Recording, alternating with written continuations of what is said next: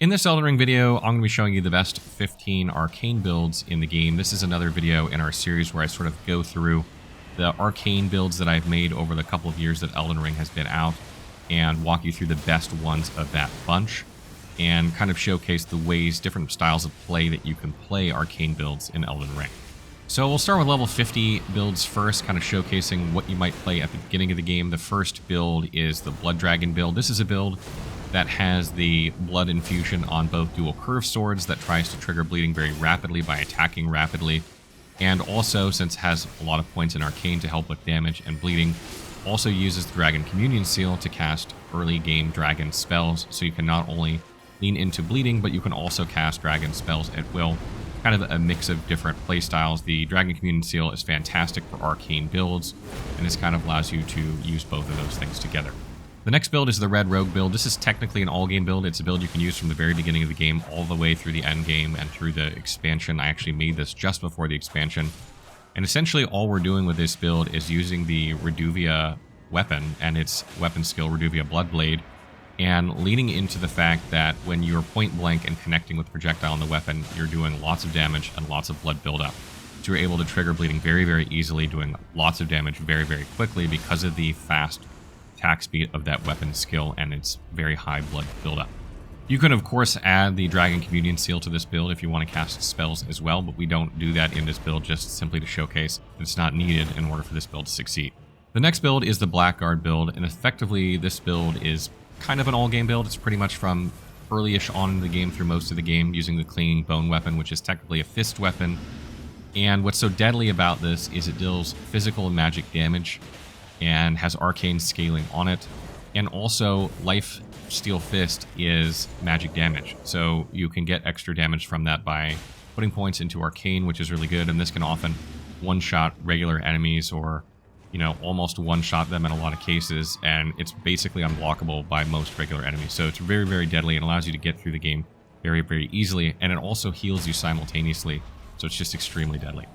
Moving on to the level 100 builds, the first one here is Blood Dancer. This is a build that's arguably one of my most popular builds, but it uses Eleanor's Pole Blade, which scales with Arcane and Dexterity, and this does a mix of physical and fire damage, but it triggers bleeding really, really easily by using Bloodblade Dance, and it also does a lot of stance damage, so it's just a really, really deadly weapon overall. If you've ever spent any time using this weapon, you realize very, very quickly that you're absolutely going to just dominate anything you use it on. Additionally, because we have points in Arcane here, we've also paired it with the Dragon Communion Seal in order to be able to cast spells. So if you want to be able to cast some Arcane spells like Dragon Claw, Dragon Maw, stuff like that, Rotten Breath, you can also add them into this build. Also, Flame Grant Me Strength. That will allow you to buff your physical and fire damage, which, you know, pairs very nicely with this weapon. Next up is the Dragon Knight build. This is another level 100 build that focuses kind of on dragon spells, but it focuses on two particular dragon spells, either a Gil's Flame or Smaragd's Glintstone Breath. And the idea is we're trying to maximize the damage of those so that when you walk into a boss fight, you can just like hold down the button and absolutely melt bosses like very, very, very quickly. In order to do that, you'll be buffing with Golden Vow, you'll be buffing with Flame Grant Me Strength if you're using a Gil's Flame, you'll be buffing with either the Fire Scorpion Charm or Magic Scorpion Charm equipped, Faithful's Canvas Talisman or Flock's Canvas Talisman will be equipped. You'll have the Jellyfish Shield, which you use to buff, that when you go and you cast these spells, you're just hitting like an absolute truck. The next build at level 100 is the Frenzied Acolyte build. This is actually a Madness-focused build that uses the Dragon Communion Seal to cast spells, but then uses the Frenzied Flame Seal in the offhand to boost Frenzy spells. You can obviously use other spells with this build as well. But the idea is to maximize the damage of Frenzied spells, and these typically deal fire damage, so you're going to be looking at how to boost your fire damage. You're going to have spells like Flame Grant Me Strength, you're going to have Golden Vow in there, you're going to have Fire Scorpion Charm slotted, and things like that. And a couple of these spells can be held down, so Godfrey Icon is a good mix in there. But some of these spells are absolutely deadly. Some that you can hold down just melt bosses very quickly, and others have very long range, allowing you to pick off enemies at a very, very safe distance. And it's just a really, really fun build to play.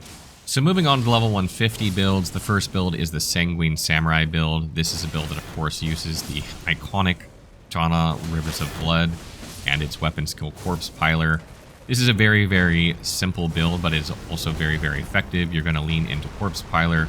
We're using things in this build to set it up so that you can basically use Corpse Piler for your default attack, and you're never using your regular R1 or R2 attacks. if possible, in order to get the most possible damage out of your attacks and bleed buildup. Corpse Piler also has extremely good range. This is a build that, you know, if you could use earlier in the game, would be extremely deadly, but the fact that you don't get Rivers of Blood until very far into the game is why I put it at this level. And of course, beeline for it and get it very early, but that is why it remains a level 150 build and is exceptionally deadly.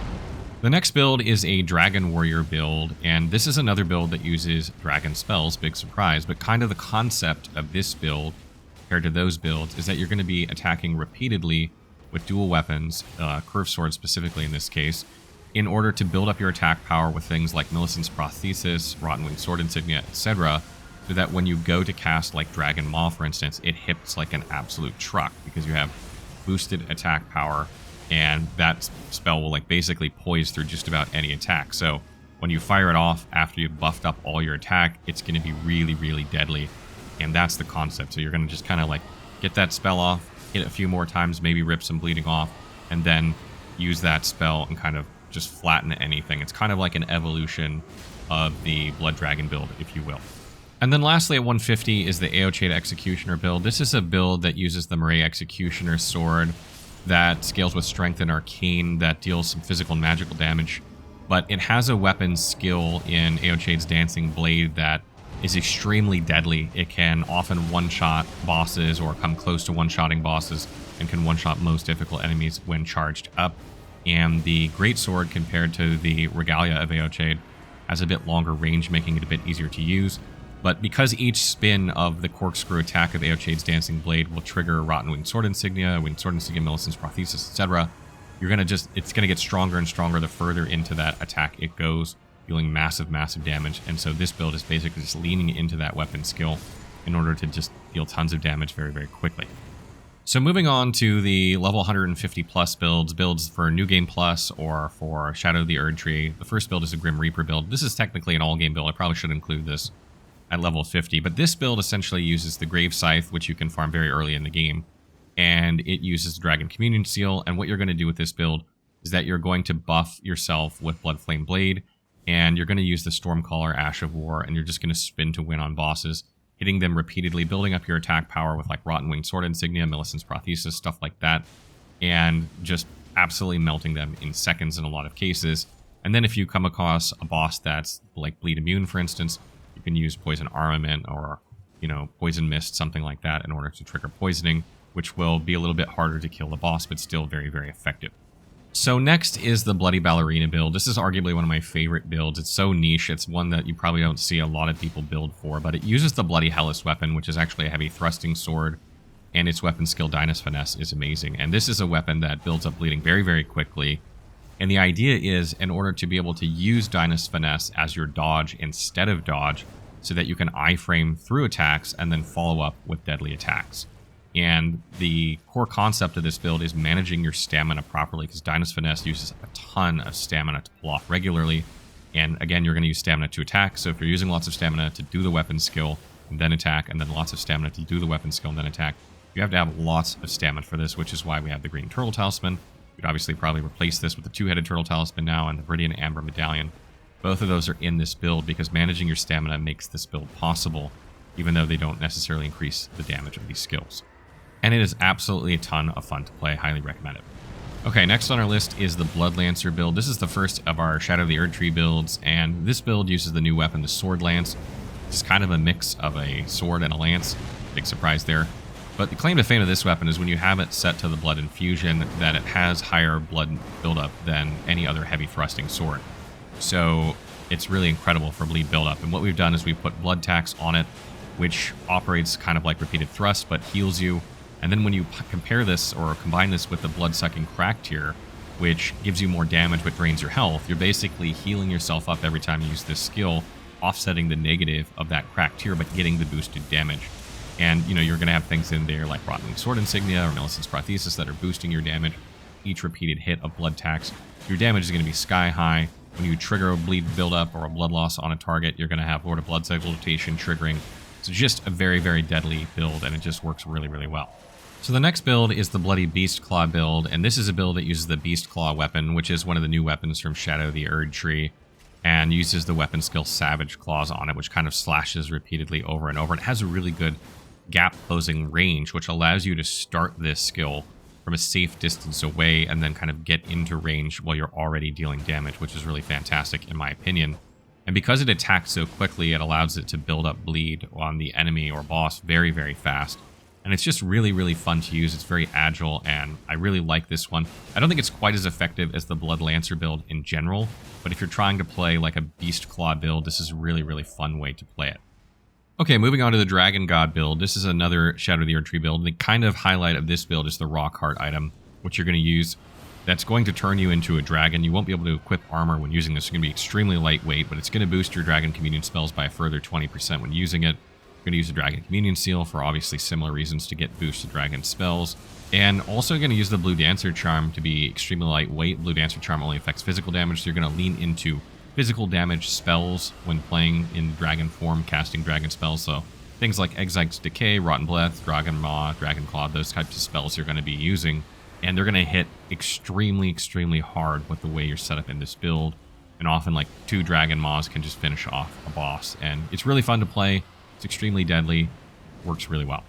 And the last build is the Double Dragon build. This is another Shadow of the Erdtree build that uses Dane's footwork, so there's a lot of kicking involved. And kind of the strategy for this build is to alternate between using Poison and Scarlet Rot in order to rip off huge chunks of damage on bosses or tough to kill enemies using the Poison Flower Blooms twice Ash of War. This is a really, really fun Ash of War to use, but it's tricky to use. And by alternating back and forth between Poison and Scarlet Rot, we're able to just keep ripping off huge chunks of health on the boss. And when we're not ripping off huge chunks of health, they're taking damage over time. Really, really fun to play.